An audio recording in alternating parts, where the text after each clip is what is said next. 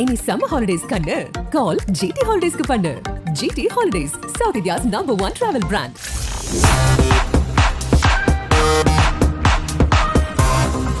Sports கிட்ட நியூஸ்க்கு வணக்கம். இது சத்யா பிரசன்ட் ஸ்போர்ட்ஸ் கிட்டன்ஸ் the boundary line show with Muthu, powered by GT holidays. நேற்று 2 மேட்சஸ் ரொம்ப சூப்பராக நடந்து முடிஞ்சிருக்கு. CSK vs Rajasthan Royals match and இன்னொரு மேட்ச் பார்த்தோன்னா RCB vs Delhi Capital match. இதில் சிஎஸ்கே, ஆர்சிபி, டெல்லி கேபிட்டல்ஸ் 3 டீமுக்கு பார்த்தோன்னா பிளே ஆஃப்ஸுக்கு குவாலிஃபை ஆகிறதுக்கு மிக மிக முக்கியமான மேட்சாக அந்த மேட்சஸ் இருந்துச்சு. இதில் ஃபர்ஸ்ட் மேட்ச்சில் பார்த்தோன்னா சிஎஸ்கே ரொம்ப சூப்பராக ரொம்ப டாமினண்டாக வின் பண்ணியிருந்தாங்க. அதேமாதிரி இன்னொரு மேட்ச்சில் பார்த்தோன்னா ஆர்சிபி ரொம்ப சூப்பராக ஆடி ஸ்கோரெல்லாம் டார்கெட்டெல்லாம் டிஃபெண்ட் பண்ணி அந்த மேட்ச் வின் பண்ணியிருந்தாங்க.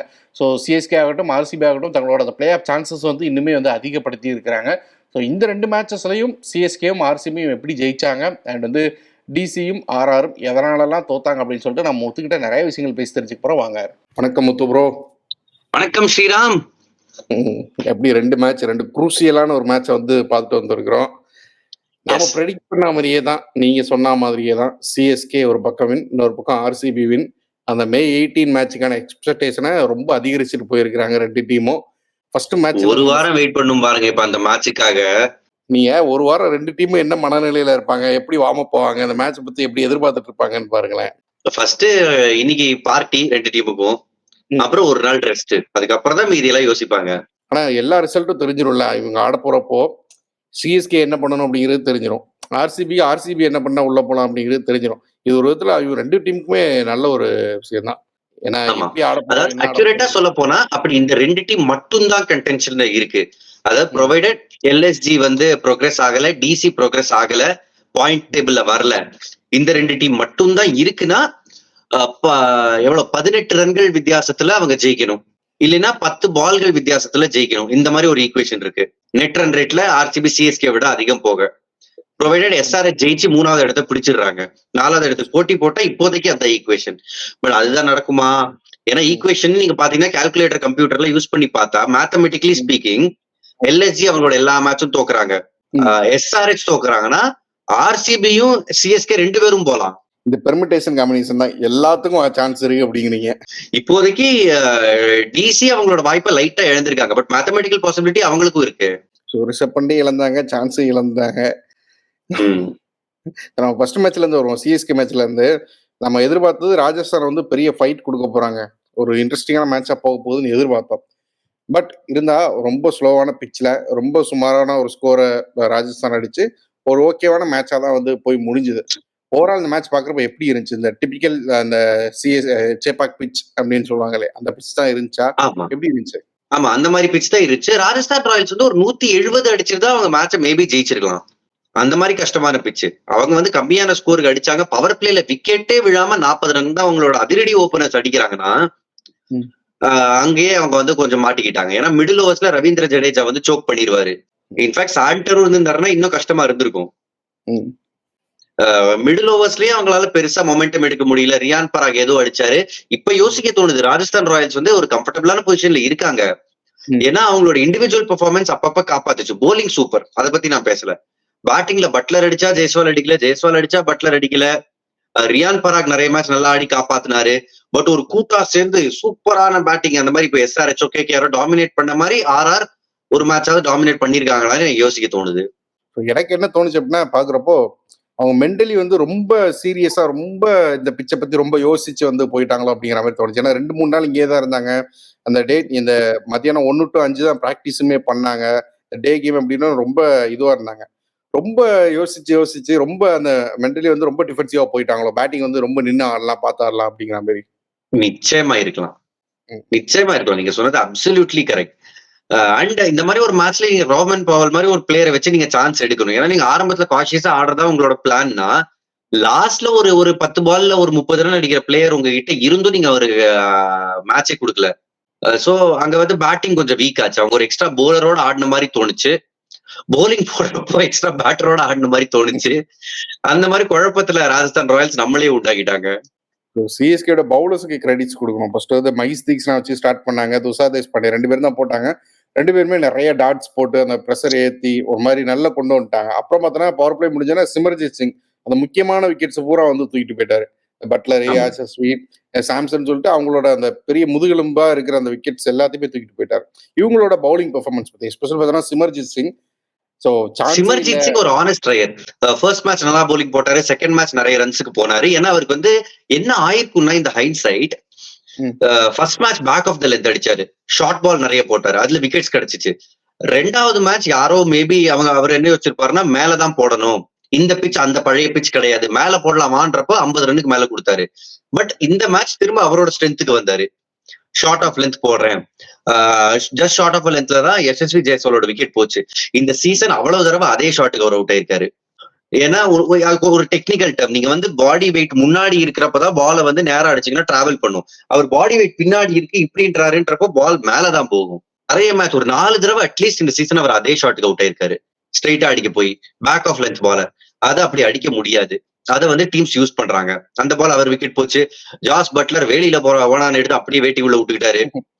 அதாவது ஷார்ட் ஃபைன் லெக் இருக்கிறப்ப அந்த ஷாட் ஆடுவாங்க, இவர் ஃபைன் லெக் வச்சுக்கிட்டே அந்த ஷாட் ஆடினாரு. Tushar Deshpande sharp catch. ஓவராலா சிமர்ஜித் சிங் அந்த கரெக்டான, அதாவது செப்பாக்ல ஸ்ட்ரெயிட் பவுண்டரிஸ் கொஞ்சம் சின்னது, சைட் பவுண்டரிஸ் பெருசு. அதனால ஷார்ட்டா போட்டா நீங்க சைட் பவுண்டரிஸ் ஆக்சஸ் பண்ணி ஆகணும்.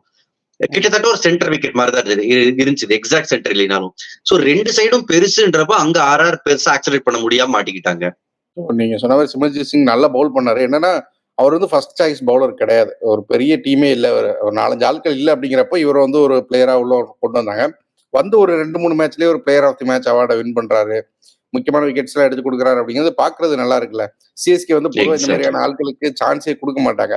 மேபி இனிமே கொடுக்கலாம், கொடுத்தாலும் ப்ரூவ் பண்ணுவாங்க அப்படிங்கறத வந்து காமிக்கிற மாதிரி இருந்துச்சுல்ல. நிச்சயமா இருந்துச்சு ஸ்ரீராம். நான் போன மேட்ச் ஆக்சுவலா முகேஷ் சௌத்ரிக்கு தான் சான்ஸ் கொடுப்பாங்கன்னு நினைச்சேன். பட் சிமர்ஜித் அவங்களை இம்ப்ரெஸ் பண்ணிருக்காரு, நெட்ஸ்ல போலிங் போட்டு பிராக்டிஸ் செஷன்ஸ்ல போலிங் போட்டு இம்ப்ரெஸ் பண்ணிருக்காரு. பேஸ் ஏறி இருக்கு, சில பால் 140க்கு மேல அசால்ட்டா போடுறாரு.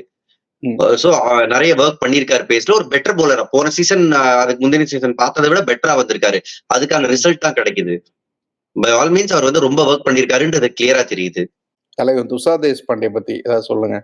ஸோ ஒரு மேட்ச் வந்து பயங்கரமா ரன்னுக்கு போனாலும் அவர் வந்து விக்கெட் டேக்கிங் பவுலரா இருக்கிறாரு. இன்னைக்கு கடைசியில விக்கெட்ஸ் எடுத்தாரு, பட் இருந்தாலுமே வந்து நல்ல பவர் பிளேல பெருசா அடி வாங்காம நல்லா போட்டு ரொம்ப அன்சங் ஹீரோ அவரு. சாம்பியன்ஷிப் ஜெயிச்ச வருஷம் கூட உங்களுக்கு வந்து டாப் விக்கெட் டேக்கர் லிஸ்ட்ல அவரோட இடமும் இருக்கு. பட் நிறைய பேர் அவரை பத்தி பேசுறது இல்ல. ஏன்னா அவர் வந்து அவ்வளவு ஒரு பாக்குறதுக்கு அவ்வளவு எக்ஸ்ட்ராடினரி பவுலரா தெரியறது இல்ல. பட் ரொம்ப எஃபெக்டிவ். இந்த சீசன் எக்கானமி ரேட்டும் கணிசமா குறைச்சிருக்கு. ஐ திங்க் 8.2 தான் அவரோட ஓவரால் எக்கானமி ரேட்டு. இந்த சீசன் டீம்ஸ் வந்து 230, 250, 280 அடிக்கிறப்ப இவரோட எக்கானமி ரேட் கம்மினா ரொம்ப அருமையா போலிங் போட்டிருக்காரு. ஒரு அன்சங் ஹீரோவா இருந்திருக்காரு. ஸோ இந்த சீசன்ல சிஎஸ்கேயோட ரன் எக்ஸ்டெண்ட் ஆகுது அப்படிங்கிறதுனாலும் இவரோட பங்களிப்பு அப்படிங்கிறது அதிகமா இருக்கு நம்ம எடுத்துக்கலாம் இல்லையா. அண்ட் டீம் மேனேஜ்மெண்ட் இப்போ நிறைய டீம்ஸ் நம்ம பாக்குறோம், போன சீசன் நல்லா பண்ணவங்க அவங்களுக்கு வந்து வாய்ப்பே கொடுக்காம இந்த சீசன் வேற ஒரு பிளேயர் இருந்தாருன்னா டைரக்டா அவருக்கு போயிடுறாங்க. பட் இந்த டீம்ல தான் ஷார்துல் இருந்தாலும், இந்தியாவுக்காக நிறைய விளையாடின ஷார்துல் இருந்தாலும், ஷார்துல வெயிட் பண்ண வச்சு துஷார் தேஷ்பாண்டேக்கு லாங்கர் ரன் கொடுத்தாங்க. முதல் 2-3 மேட்ச் ரிசல்ட் வரல, பட் ஷார்துல் வெயிட் பண்ணுங்க இவரை ப்ரூவ் பண்ணுவாருன்னு சொல்லிட்டு ஒரு எக்ஸ்டெண்டட் ரன் கொடுத்தாங்க. அதே மாதிரி இருந்தா ரஹானேக்கும் கிடைச்சிச்சு. பட் இவர் ப்ரூவ் பண்ணிருக்காருன்றதுனால குட் டு சி, அந்த வாய்ப்பை பயன்படுத்திக்கிட்டாரு. பவுலிங் ரொம்பவே நல்லா இருந்துச்சு. சேசிங் வந்து நல்லா வேகமா முடிப்பாங்க அப்படின்னு நம்ம எதிர்பார்த்தோம்னா சேசிங்ல அங்கங்க சின்ன ட்விஸ்ட் கொடுத்தாங்க. கடைசியில கொஞ்சம் ஏதோ மேட்ச் வந்து ஆர்ஆர் பக்கமா போகுமோ அப்படிங்கிற மாதிரி இல்லை அப்படின்னாலும் ஒரு மாதிரி ஃபைட் வரா மாதிரி இருந்துச்சு. ரொம்ப ஸ்லோவா கொண்டு போய் பண்ணாங்க. என்னோட ஒப்பீனியன்ல சிவம் தூபையை ஒரு படி மேல அனுப்பிருக்கலாம் மொயின் அலிக்கு முன்னாடி. கரெக்டா அப்பதான் ஸ்பின்னர்ஸ் அட்டாக் வந்தாங்க. சரி வா பாத்துடலாம். ஏன்னா அஸ்வினை டேக் ஆன் பண்ணாரு, கடைசி பால் அவுட் ஆனாரு, அன்லக்கி பவுண்டரியில கேட்ச். பட் அதுவும் அந்த சான்ஸ் எடுத்தாரு அவர் சீக்கிரம் முடிக்கணும்னு. கொஞ்சம் முன்னாடி அனுப்பியிருந்தா மேபி பிரஷர் போட்டிருக்கலாம். பட் கடைசியில ஜெயிச்சாங்களே, அது போதுமே. அஸ்வினை டேக் ஆன் பண்ணிட்டு போனா அந்த ஒரு ஓவர் தான் கொஞ்சம் இன்னும் வந்து வேகத்தை கூட்டுச்சுன்னு நினைக்கிறேன். இல்லைன்னா வந்து அந்த 10-15 ரன் வரலைன்னா இன்னுமே கூட வந்து மேட்ச் வந்து இழுத்துருக்க சான்சஸ் இருக்கு. அந்த ஓவர் அங்கதான் உங்களுக்கு வந்து டார்கெட் 140ன்றதுனால தானே Ruturaj Gaikwad run ball innings ஆடினாரு. இதுவே ஒரு 170ன்னா அவரும் ஆக்சிலேட் பண்ணிருக்கணும். அங்க மேபி ஏதாவது ட்விஸ்ட் நடந்திருக்கலாம். ஆர்ஆர் போலர்ஸ் சொல்லி குத்தாங்க, இந்த மேட்ச் முடிஞ்ச அளவுக்கு அவங்க போராடினாங்க. பேட்டிங்ல ஸ்கோர் பத்தல. பேட்டிங்ல ஜடேஜாவோட அந்த அவுட்டை பாத்தீங்களா, ஃபீல்ட் அப்ஸ்ட்ரக்ட் பண்றதுக்காக. ஐபிஎல் வந்து ஒரு இதுக்கு முன்னாடி 2 பேர் தான் அப்படி அவுட் ஆகிருக்காங்களா, யூசுப் தான் அமித் மிஸ்ரான்னு நினைக்கிறேன். அமித் மிஸ்ரா இவர் தான் வந்து என்ன முத்துவின் கேள்வியில நான் தான் போன வாரம் இந்த கேள்வியை கேட்டேன், என்கிட்டேவா. சரி, அந்த லிஸ்ட்ல 3ஆவதா இவர் சேர்ந்திருக்காரு. அது கிளீன் அவுட் தான். அது வந்து பாக்குறப்போ அப்படிதான் தோணுச்சு அப்படிங்கிறீங்களா? அவர் இன்டென்ஷனலா பண்ண மாதிரி தான் இருந்துச்சா? ஆமா, ஏன்னா அவர் திரும்பி பால பார்த்தாரு. திரும்பி பால் பவுலர் கையில இருக்கிறத பார்த்துட்டு அந்த பாத்துல அவர் ஓடினாரு. அண்ட் பாக்கலைன்னா அவர் எதுக்காக கையை வச்சு முதுகு மறைக்கணும்? அது கிளீன். அவர் என்னதான் நிராசப்பட்டாலும் அது கிளீன் அவுட் தாங்க. அவர் லைனை மாத்துறாரு. இப்போ அந்த ட்ரிஸ்டன் ஸ்டப்ஸ் 2வது மேட்ச்ல ரன் அவுட் ஆனார்ல, இந்த பக்கம் ஓடுறாரு, அந்த பக்கம் போய் பாலோட லைனுக்கு வரல, அந்த லைனை தாண்டி போய் யூட்டர்ன் போட்டு வந்தாரு. அது பாலோட லைனை தாண்டி போறது. பட் இது பாலோட லைன்ல அவர் கிளியரா வெளியில இருந்தாலும் பாலோட லைன்ல உள்ள வந்தாரு, கிளீன் அவுட் தான் அது. ஸோ அதுவுமே ஒரு சின்ன விஷயமா இருந்துச்சு. ஏன்னா ரொம்ப டிசப்பாயிண்டடா போனாரு ஜடேஜாவுமே. பட் என்ன பண்ண முடியும், ரூல்ல இருக்கு அப்படிங்கிறப்போ ஒண்ணுமே பண்ண முடியாது. அதை ஏத்துக்கிட்டு தான் ஆகணும். அப்புறம் எல்லாரும் எதிர்பார்த்தது, நீ ஹைலைட்டா எதிர்பார்த்தது வந்து எல்லா மேட்ச்லயும் அப்படிதான் தோனி தான் வந்து ஹைலைட்டா இருப்பாரு. நீங்க வேற இந்த மேட்ச்லயே அப்படிதான் வந்து எதிர்பார்த்தாங்க. ஏதோ ஒரு அனௌன்ஸ்மெண்ட் இருக்கும், தோனி ஏதோ பண்ண போறாரு, லாஸ்ட் மேட்சா இருக்குமா அப்படி இப்படின்னு எவ்வளோ எக்ஸ்பெக்டேஷன். சோசியல் மீடியா ஃபுல்லா பார்த்தோம்னா தோனிக்கு தான் இன்னைக்கு பூரா எடிட்ஸ், என்னமோ ரிட்டைர்மெண்ட் அனௌன்ஸ் பண்ணிட்ட மாதிரியே வந்து எடிட்லாம் போட்டுட்டு இருந்தாங்க. இல்ல பட் நடந்ததை பார்த்தா தெரியுமே இதான் லாஸ்ட் மேட்ச்னு. இல்ல ஸ்ரீராம், ஐபிஎலோட ரூல்ஸ் படி என்னதுன்னா, உங்களுக்கு வந்து பிளே ஆஃப் வரைக்கும் நடக்கிற மேட்ச், இப்ப 7 ஹோம் கேம்ஸ் இருக்குல்ல, அந்த கேம்ஸ் கம்ப்ளீட்டா வந்து அந்த ஹோம் டீமோட கண்ட்ரோல்ல. ஆமா, அதுக்கு ஒரு பிளேயர்ஸ் பிசிசிஐ கண்ட்ரோல்ல போகுது இல்ல. எக்ஸாக்ட்லி, அததான் நான் சொல்ல வரேன் தெரியாதவங்களுக்காக. சோ இதுக்கப்புறம் வரப்போற மேட்சஸ் வந்து சிஎஸ்கே கண்ட்ரோல்ல கிடையாது. சோ டிக்கெட்ஸ் அது எல்லாமே வந்து ஐபிஎலுக்கு தான் போய் சேரும். அந்த கவர்னிங் கமிட்டில இருந்து எடுக்கிற டிசிஷன் எல்லாம் பிசிசிஐன்னு ஒரு ஹோலா நீங்க வச்சுக்கோங்களேன். அடுத்த set of matches, play off matches Chepauk நடந்தாலும் பிசிசிஐ மேட்சஸ் அவங்க கண்ட்ரோல் பண்ற மேட்சஸ். சோ அது வந்து எக்ஸாக்ட்லி ஹோம் கேம் கிடையாது. சோ டேபிள்ல யார் எந்த பொசிஷன்ல இருக்காங்க, ஃபார் எக்ஸாம்பிள் இப்ப வந்து இன்னைக்கு நடந்த மேட்ச் வந்து CSK versus RR, RCB versus யாரோட டிசி. சோ ஹோம் கேம் யாரோ, ஹோம் டீம் யாரோ அவங்க பேர் தான் ஃபர்ஸ்ட் வரும். சோ அவங்க தான் ஹோம் டீம். பட் பிளே ஆஃப்னு வரப்போ டேபிள் பொசிஷனை வச்சு எது ஹோம் டீம்னு மாறும். சோ அது வந்து ஹோம் கேம் கிடையாது, லிட்டரலி ஹோம் கேம் கிடையாது. கோட் அண்ட் கோட் என்னதான் ஹோம் வென்யூவா இருக்கலாம் அந்த டீமுக்கு. பட் டிக்கெட்டு, அந்த ரெவென்யூ அண்ட் யார் எந்த பொசிஷன்ல இருக்காங்கன்றது பொறுத்தா எது ஹோம் டீம் எது அவே டீம்னு டிசைட் ஆகும். சோ இதுதான் last home game for MS Dhoni. நடந்த நிகழ்வு அதை ப்ரூவ் பண்ணுச்சு. சோ கிரவுண்டை சுத்தி வந்து ஃபேன்ஸ்க்குலாம் தேங்க்ஸ் பண்ணாரு, கிஃப்ட்லாம் பண்ணாரு. லாஸ்ட் இயர் இருந்தீங்களா, நீங்க தான் சொல்ல அதை பத்தி. ஆமா, ரொம்ப நல்லாவே தான் இருந்துச்சு அந்த மொமெண்ட் எல்லாமே. ஸோ அவரை மாரி ஒரு பிளேயர் வந்து கிரவுண்டை சுற்றி வந்து ஃபேன்ஸுக்கு தேங்க் பண்ணுறது, ஃபேன்ஸ் எல்லாரும் அப்படியே இருந்தாங்க. 35,000 பேர் வந்து கேம் பார்க்குறப்ப இருந்தாங்கன்னா, கேம் முடிஞ்சு ஒரு 1/2 ஹவருக்கு அதே 35,000 பேர் அப்படியே இருந்தாங்க. யாருமே வந்து கலையில. அதெல்லாம் பார்க்குறதுக்கே ரொம்ப நல்லா இருந்துச்சு. மேபி இந்த மேட்ச் வந்து வேற மாதிரி ரிசல்ட்ஸ் போயிருந்தா இன்னும் கொஞ்சம் எமோஷனலாக இருப்பாங்களோ என்னமோ தெரியல. பட் இது நல்லபடியாக போனதுனால அடுத்து எப்படியும் வரப்போறாங்க பிளே ஆஃப்ஸ் அப்படின்னு ஒரு ஹாப்பியோட தான் எல்லாரும் போனாங்க. நிச்சயமாங்க. ஏன்னா இது வரைக்கும் தோனி ஸ்டம்புக்கு பின்னாடி நிக்கிறதான் பாக்குறோம். அவர் பேட்டிங் ஆட வந்தாலும் நடு பிச்சில இருப்பாரு. பட் இப்ப கிரவுண்ட சுத்தி வரப்போ உங்களுக்கு இன்னும் க்ளோசர் ஆக்ஷன் கிடைக்குதுல்ல. அண்ட் வர முக்காவாசி பேரு டிக்கெட்டை வந்து கொள்ள விலை கொடுத்து வாங்கிட்டு வராங்க, ரொம்ப கஷ்டப்பட்டு டிக்கெட் வாங்கிட்டு வராங்க. அண்ட் அதுல வர முக்காவாசி பேர் மேட்ச பார்க்க வரல. அதாவது இப்ப வந்து மேட்ச் பாக்குறது சந்தோஷம் கிடையாது, நான் மேட்ச பாக்குறேன்னு உலகத்துக்கு சொல்லணும், அதுதான் சந்தோஷம். அந்த டிக்கெட்டை எடுத்து போஸ்ட் போடுறது, தோனியோட ஒரு வீடியோ நான் எடுத்துட்டேன்னு ஹை டெபினிஷன் கேமரால டிவிலே எடுத்துக்கிட்டு இருக்காங்க. பட் அது சந்தோஷம் கிடையாது, ஏன் மொபைல்ல இருக்கு, அது ஒரு சந்தோஷம் அவங்களுக்கு. அந்த சந்தோஷம் அவங்களுக்கு கிடைக்குது. இன்னும் கொஞ்சம் க்ளோசர் டு ஆக்ஷன் அவங்க தோனியை பார்க்கலாம். அது அது ஒரு கிக் தான் அவங்களுக்கு.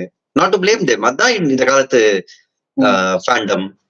ஸோ அதுக்கெல்லாம் வந்து தீனி போடுற மாதிரி இருந்துச்சு அப்படிங்கிறீங்க. இன்னொரு மேட்சுமே நடந்துருந்துச்சு, ஆர்சிபி vs டிசி. அந்த மேட்சுமே வந்து ஆர்சிபி வின் பண்ணி இன்னும் அந்த பிளே ஆஃப் சான்ஸா லைவா வச்சிருக்காங்க. 5 மேட்ச் கண்டினியூஸா வின் பண்ணி இருக்கிறாங்க. இப்படி ஒரு திருப்பு முனை அவங்களுக்கு வரும் அப்படின்னு நம்ம எதிர்பார்க்கவே இல்லையே இந்த சீசன்ல. ஐயோ ஸ்ரீராம், அதாவது இது வரைக்கும் 3 தடவை அவங்க 5 மேட்ச் இல்லைன்னா அதுக்கும் மேல தொடர்ந்து ஜெயிச்சிருக்காங்க. ஐ திங்க் 2008, 11, 16 நினைக்கிறேன், எக்ஸாக்டா ஞாபகம் இல்ல. பட் அந்த 3 வருஷமும் எப்பெல்லாம் அவங்க 5 மேட்ச் மினிமம் தொடர்ச்சியா ஜெயிக்கிறாங்களோ அந்த ஒவ்வொரு வருஷமும் அவங்க ஃபைனல் வந்தாங்க. இந்த வருஷம் வருவாங்கன்னு நான் சொல்ல வரல, பட் நடக்கிற நிகழ்வுகள் அதை நோக்கி நவுத்திட்டு போகுதோ வாய்ப்புகள் அப்படின்னு யோசிக்க வைக்குது. ஒருவேளை நடந்துருமோ, ஒருவேளை இருக்குமோ அப்படிங்கிற மாதிரி தான் வந்து இருக்கு. இந்த மேட்சை பத்தி சொல்லுங்க. ஏன்னா ஆர்சிபி வந்து ரொம்ப கம்ப்ளீட்டா சூப்பரா பெர்ஃபார்ம் பண்ணாங்க அப்படின்னு சொல்ல முடியாது. பேட்டிங் வந்து நல்லா ஸ்டார்ட் பண்ணி சூப்பரா கொண்டு போய் 10 ஓவர்ல 100 ரன் கிட்ட வந்துட்டு அதுக்கப்புறம் பார்த்தோன்னா அந்த 180 அரௌண்ட் 180லயே முடிச்சிட்டாங்க. எப்படி இருந்துச்சு? கொஞ்சம் ஆன் அண்ட் ஆஃபா தான் இருந்துச்சு பேட்டிங் பெர்ஃபார்மன்ஸ். ஆமா, ரொம்ப சொரை இறங்கி போச்சு. அதாவது விராட் கோலி இது வரைக்கும் நடந்த எல்லா மேட்ச்லயும் ஆல்மோஸ்ட் விராட் கோலியே சிங்கிள் ஹேண்டடா கேம் எடுத்துட்டு போனாரு. அவரை சுத்தி இருக்கிறவங்க வந்து அவங்களோட கேம் ஆட முடிஞ்சு. பட் ஒரு தடவை விராட் கோலி சீக்கிரம் அவுட் ஆனாருன்னா என்ன நடக்கும்ன்றது ப்ரூவ் ஆச்சு. ரஜத் பத்திதாரோட இன்னிங்ஸ் தான் மிக மிக குரூஷியல் இதுல. கடைசியில கேமரன் கிரீன் அடிச்சாரு, நான் இல்லைன்னு சொல்ல. பட் நடுவுல வில்ஜாக்ஸ் அடிக்க பாக்குறப்ப கூட ஷாட் கையில மாட்டல. அந்த ஸ்டேஜ்ல போலிங்ல சூப்பரா டிசி உள்ள வந்தாங்க. குல்தீப் யாதவ் அண்ட் அக்சர் பட்டேல். அக்சர் பட்டேல் 4வது ஓவர் ஏன் போடலன்னு தெரியல. அவர் தான் கேப்டன். வாங்கி போட்டிருந்தாருன்னா அந்த ஓவர்ல மேபி விக்கெட் கிடைச்சிக்கலாம், ஸ்கோர் இன்னும் குறைஞ்சிருக்கும். ஸோ இந்த பக்கம் டிசியோட பேட்டிங் பார்த்தோம்னா டிசியும் இதே மாதிரி தான் வந்து ஸ்டார்டிங்லேயே வந்து சொதப்பல ஆரம்பிச்சாங்க. பவர் பிளேலேயே நிறைய விக்கெட்ஸு. கடைசியில் பார்த்தோன்னா அக்சர் பட்டேல் ஆடினது மட்டும் தான் கொஞ்சம் வந்து ஏதோ கேம் வந்து போகுமோ அப்படிங்கிற மாதிரி. அதாவது மெக்கர்க் வந்து கேமை எடுத்துட்டு போக பார்த்தாரு. அவருக்கும் கரெக்டா ஸ்லாட்ல போட்டுதான் அடிச்சுட்டு இருந்தாரு. அது ரொம்ப அன்லக்கி டிஸ்மிசல் அவருக்கு. போலர் எண்ட்ல முன்னாடி போய் ரன் அவுட் ஆனது அது ஆர்சிபிக்கு ஸ்ட்ரோக் ஆஃப் லக். அதுக்கப்புறம் அக்சர் பட்டேலை தவிர வேற யாரும் கன்வின்சிங்கா இல்ல. ரிஷப் பண்ட ரொம்ப ரொம்ப மிஸ் பண்ணாங்க. கேப்டன்சிலையும் சரி பேட்டிங்ல இன்னும் அதிகமா மிஸ் பண்ணாங்க ரிஷப் பண்ட் இந்த மேட்ச்ல. இந்த மாதிரியான ஒரு சிச்சுவேஷன்ல ரிஷப் பண்ட் இருந்திருந்தாரு. ஒருவேளை ரிஷப் பண்ட் அக்சரும் பார்ட்னர்ஷிப் பண்ண வேண்டியது வந்துருந்துச்சுன்னா மேபி ஒரு பெரிய கேம் அவங்களுக்கு வின் பண்ற கேமா கூட இருந்திருக்கலாம். அதை ரொம்ப மிஸ் பண்ணாங்க. ஆமாங்க. நீங்க வந்து நிறைய புது பசங்களை வச்சுட்டு போக முடியாது. ரிக்கி பாண்டிங் நம்பிக்கை இருக்கு. இப்ப குமார் குஷாகராவுக்கு பதிலாக இன்னும் கொஞ்சம் ஒரு ஏபிள் பேட் கேம் எடுத்துட்டு போகக்கூடிய ஒரு பேட்டர் இருந்திருந்தாருன்னா மேபி கதை மாறி இருக்கலாம். ரிஷப் பண்ட் வந்து இன்னொரு விஷயமும் சொல்லியிருக்கிறாரு. என்ன சொல்லியிருக்காருன்னா இந்த ஒரு மேட்ச் பேனை பத்தி ஸ்லோ ரேட் அப்படிங்கிறது பவுலர்ஸ் பண்ற விஷயம். பவுலர்ஸ் பண்றதுக்காக ஒரு கேப்டனை ஏங்க தண்டிக்கிறீங்க அப்படிங்கிற மாதிரி வந்து கேட்டிருக்காரு போல. அதை வந்து ப்ரீ மேட்ச்ல வந்து இவர் சொல்லியிருக்கிறார் அக்சர் பட்டேல். இது வந்து சரியான ஒரு விளக்கம் தான் நினைக்கிறீங்களா? என்னை பொறுத்த வரைக்கும் ஒரு கேப்டன் வந்து இந்த ரெஸ்பான்சிபிலிட்டி எடுத்துக்கணும்னு நினைக்கிறேன். அவர் வந்து அதுல கேப்டன் தானே கடைசியில ரன்ஸ் த ஷோ. ரெஸ்பான்சிபிலிட்டி கடைசியில யாராவது ஒருத்தர் சேர்றோம். அப்ப போலர்னா என்ன, எந்த போலர்னு அவங்க பீனலைஸ் பண்ணுவாங்க? அது இந்த போலர் தான் லாங் ரன் அப் எடுக்கிறாருன்னு சொல்ல முடியுமா? சோ யாருக்காவது ரெஸ்பான்சிபிலிட்டி இருக்குன்னா அது அந்த டீமை ரெப்ரசென்ட் பண்ற கேப்டனுக்கு தான். பட் இதுல வேடிக்கையான விஷயங்களும் இருக்கு. இப்ப போன மேட்ச்ல சுப்மன் கில்லுக்கு ஒரு ஃபைன் போட்டாங்க. பட் போலிங்ல சுப்மன் கில் ஒரு 2-3 ஓவர் தான் ஃபீல்ட்ல இருந்தாரு. ஃபீல்ட்ல ஃபுல்லா கேப்டன்சி பண்ணது ராகுல் தெவாட்டியா. ஆனா உங்களுக்கு வந்து ஃபைன் சுப்மன் கில் மேலதான் விழும். ஏன்னா அவர் தான் வந்து அதிகாரப்பூர்வமான கேப்டன். இதுக்குள்ள ஒரு விஷயங்கள் இருக்கு. பட் ரெஸ்பான்சிபிலிட்டி டெஃபினட்டா கேப்டன் தான் எடுத்துக்கணும். அந்த ஒரு விஷயம் வந்து கொஞ்சம் நெருடலா இருந்துச்சு. ரிஷப் பண்ட் அப்படி சொல்றாரு அப்படிங்கிறது. ஏன்னா பெரிய பிளேயரா வந்து பார்க்கப்படுறாரு, இந்தியாவோட ஃபியூச்சர்னு பார்க்கப்படுறாரு. அவர் வந்து இப்படி பேசுறாரு அப்படிங்கிறது கொஞ்சம் இம்மெச்சூரா இருக்கிற மாதிரி இருந்துச்சு. இல்லங்க, இது எல்லாமே பாயில்ஸ் டவுன் டு எதுனா, இப்போ ஓவர் ரேட்ன்றது இன்டர்நேஷனல் கிரிக்கெட்ல உங்களுக்கு பெரிய பிரச்சனை. சோ அங்க இருந்தா அந்த ஒரு ஃபீல்டர் உள்ள எடுத்துட்டு வரணும்ன்ற தண்டனையே வந்துச்சு. ஏன்னா கேம்ஸ் டைமுக்கு முடியறது இல்ல. அண்ட் இந்த காலத்து எஸ்பெஷலி இந்த ஐபிஎல்ல நீங்க பாக்குறது போலர்ஸ் வந்து வைடு போட தயங்குறது இல்ல. அவங்களுக்கு 6 கொடுக்க வேண்டாம். வைடு ஆக்கர் ட்ரை பண்றாங்க. 2 வைடு போனாலும் 3வது பால் வைடு ஆக்கர் தான் ட்ரை பண்றாங்க. அதுவும் வைடு போனாலும் வைடு ஆக்கர் தான் ட்ரை பண்றாங்க. சோ இந்த வைடு பால் எல்லாம் கடைசியில கனெக்ட் பண்ணி பார்த்தா ஒரு எக்ஸ்ட்ரா பால், ஒரு எக்ஸ்ட்ரா டைம் எடுக்குது அது. அண்ட் ஃபாஸ்ட் பவுலர்ஸ் தான் வைடு ஆக்கர் ட்ரை பண்றது. சோ அண்ட் 2வது பவுன்சர் இருக்குன்றதுனால தலைக்கு மேல வைடு பால் நிறைய போகுது. இந்த மாதிரி நிறைய விஷயங்கள் இருக்கு, நிறைய ஃபேக்டர்ஸ் இருக்கு சுத்தி. ஆமா. ஸோ இதுல எனக்கு ஹைலைட்டா தெரிஞ்ச மேட்டர் என்னன்னா, இந்த மேட்ச் இந்த விஷயத்தை விட்டுருவோம். மேட்ச்ல பார்த்தோன்னா ஆர்சிபியோட பவுலிங் ஒரு டீமை வந்து டிஃபெண்ட் பண்றாங்க. அதுவே ரொம்ப ஆச்சரியமா இருக்கு. ஃபர்ஸ்ட் அதையும் ரொம்ப அழகா வந்து பண்றாங்க.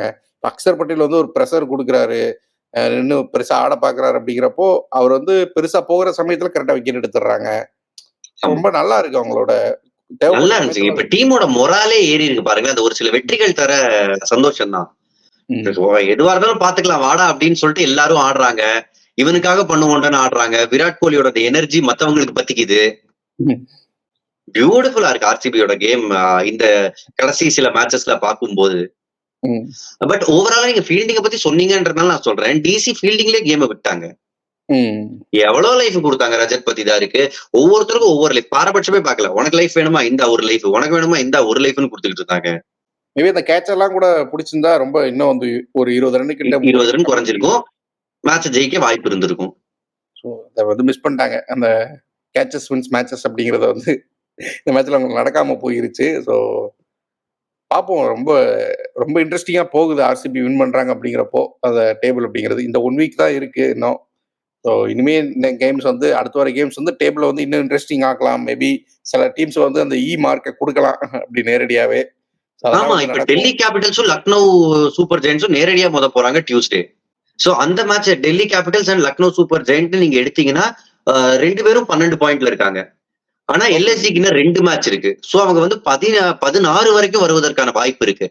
கேம் அந்த அளவுக்கு இருக்கான்னு கேட்டீங்கன்னா இல்ல. பட் மேத்தமெட்டிக்கல் பாசிபிலிட்டி இருக்கு.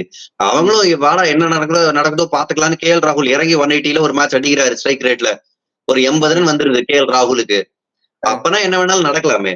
சோ எல்எஸ்ஜி டிசி மேட்ச் அதிக முக்கியத்துவம் பெறுது வர வாரத்துல. அதுக்கப்புறம் வந்து சன்ரைசர்ஸ் ஹைதராபாத் அவங்களுக்கும் குஜராத் டைட்டன்ஸ் ஒருவேளை அவங்க கவுந்தாங்கன்னா அப்ப சிஎஸ்கே ஆர்சிபிக்கு ஒரு என்கரேஜ்மெண்ட் வரும். எம்ஐ எல்எஸ்ஜில எம்ஐ திடீர்னு அவங்களோட ஏ கேம் எடுத்துட்டு வந்தாங்கன்னா எல்எஸ்ஜி கவர்றதுக்கான வாய்ப்பு இருக்கு. செம எக்ஸைட்டிங் வீக் நமக்காக இருக்கு. நம்ம வந்து அடுத்தடுத்த மேட்ச் அடுத்து பார்க்கலாம். மண்டே என்ன மேட்ச் நடக்க போகுது, உங்களோட ப்ரெடிக்ஷன் என்ன? என்ன இது ரொம்ப சிம்பிள் மேட்ச். டேபிள துளி கூட அஃபெக்ட் பண்ணாத குஜராத் டைட்டன்ஸும் கொல்கத்தா நைட் ரைடர்ஸும் விளையாட போறாங்க. என்னோட ப்ரெடிக்ஷன் இந்த மேட்சுக்கு நான் ஜிடியோட போறேங்க. ஜிடியோட போறீங்க? ஆமாங்க, எனக்கு பிடிக்குங்க அந்த டீம். அவ்வளவுதான், வேற எந்த ரீசனும் இல்ல. அண்டர்டாக்ஸ், அதனால அண்டர்டாக்ஸ். எஸ். சோ பிளேயர்ஸ் யார் ப்ரெடிக்ட் பண்றீங்க? இல்ல, எனக்கு ஒரு விஷயம் கேகேஆர் பண்ணணும். என்னதுன்னா, இப்ப ஃபில் சால்ட் வந்து உங்களுக்கு பிளே ஆஃப்க்கு அவைலபிளா இருக்க மாட்டாருன்றது தெரியும், சந்தேகம் தான் அவர் எத்தனை மேட்ச் விளையாட போறாரு இனிமேன்றத. சோ இந்த மேட்ச்ல எப்படி இன்கான்சிக்வென்ஷியல் மேட்ச்ல குர்பாஸுக்கு ஒரு சான்ஸ் கொடுக்கணும். ஆப்கானிஸ்தான் கீப்பர் இருக்காருல்ல, போன சீசன் நல்லா பண்ணாரு. அவருக்கு ஒரு வாய்ப்பு கொடுத்து அவரே ரெடியா வச்சுக்கணும். அவங்க பிளே ஆஃப்ல அவர் தான் விளையாட வைக்க வேண்டும் அப்படின்ற கட்டாயம் வந்துச்சுன்னா அவர் ரெடியா வச்சுக்கலாம். அது பண்ணணும். சோ பிளேயர்ஸ்னு வரப்போ நான் வந்து சாய் சுதர்ஷனை பிக் பண்றேன். Consistent player. ஆமா. இந்த பக்கம் கேகேஆர்ல ஆண்ட்ரே ரசல். ரொம்ப கன்சிஸ்டன்டா பண்ணிட்டு இருக்காரு ஆண்ட்ரே ரசலுமே. எந்த விதத்துல ஒரு பவுலிங்ல வந்தாலும் நல்லா பண்ணி கொடுக்குறாரு, பேட்டிங்ல சான்ஸ் கிடைச்சா நல்லா பண்ணி கொடுக்குறாரு. ஆமா, ஏன்னா அவர் வந்து ஐபிஎல் ஹிஸ்டரியிலேயே அவரோட லோவஸ்ட் ஸ்ட்ரைக் ரேட் ரஷித் கானுக்கு எதிராக தான் இருக்கு. பட் இப்ப ராஷித் கான் நீங்க வந்து சுனில் நாராயண் அடிக்க ஆரம்பிச்சிட்டாருன்னா அங்கேயே நீங்க 2 ஓவர் கொடுத்தாகணும் அவருக்கு. சோ ரசலுக்கு வந்து ஓவர் வச்சுப்பாங்களா, இல்ல நடுவுல வேற யாராவது இப்ப ஸ்ரேயஸோ வெங்கடேஷோ அடிக்கிறாங்கன்னா அங்க ஒரு ஓவர் தள்ளணுமா? அது ஒரு பெரிய சாய்ஸ் இருக்கு. ஐ மீன் சுப்மன் கில்லுக்கு இப்படியெல்லாம் நிறைய சிக்கல்கள் இந்த மேட்ச்ல இருக்கு. பட் டேபிள் வந்து பெருசா அஃபெக்ட் பண்ணாத மேட்ச் அப்படின்னு வந்து நம்ம வந்து எடுத்துக்கலாம். ஜிபி ஜெயிச்சாலுமே பெரிய பாதிப்புகள் இருக்க போறது இல்லைன்னு கூட வந்து நம்ம எடுத்துக்கலாம். ஸோ நாளைக்கு ஒரு நாள் போனா வந்து கொஞ்சம் சுலபமான நாளா எடுத்துட்டு அடுத்து வந்து ரொம்ப ஹார்டான டேஸ்குள்ளெல்லாம் போக போறோம், பதற்றமான மேட்சஸ்குள்ளெல்லாம் போக போறோம். நம்ம வந்து அதெல்லாம் பத்தி நிறைய பேசுவோம் அடுத்தடுத்து. Thank you so much. Thank you Sriram. Take care.